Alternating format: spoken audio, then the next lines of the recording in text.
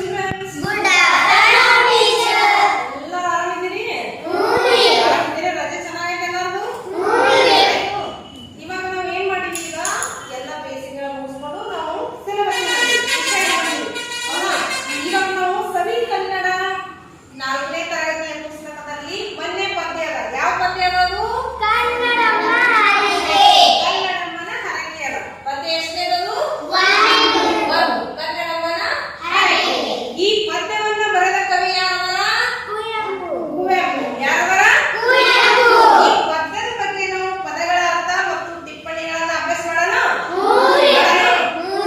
ಆಮೇಲೆ ಟಿಪ್ಪಣಿಗಳ ಪದ್ಯಗಳನ್ನ ನೋಡ್ಕೊಂಡು ಆಮೇಲೆ ಪದ್ಯಗಳನ್ನ ಹೇಳೋಣ. ರೆಡಿದಿರೆಲ್ಲರೂ? ರೆಡಿ?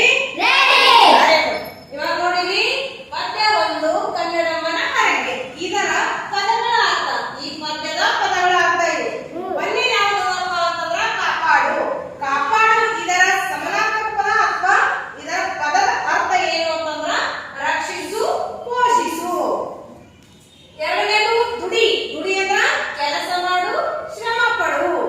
ಮೂರನೇದು ಬೇಡು. ಬೇಡು ಅಂದ್ರ ಕೇಳು, ಯಾಚಿಸು.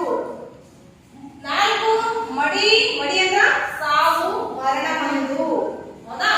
ಈಗ ಶ್ರೇಯಸ್ಸು. ಶ್ರೇಯಸ್ಸು ಅಂತಂದ್ರ ಇದರ ಪದದ ಅರ್ಥ ಏನಂದ್ರ ಏಳಿಗೆ, ಅಭಿವೃದ್ಧಿ. ಏಳಿಗೆ ಅಥವಾ ಅಭಿವೃದ್ಧಿ.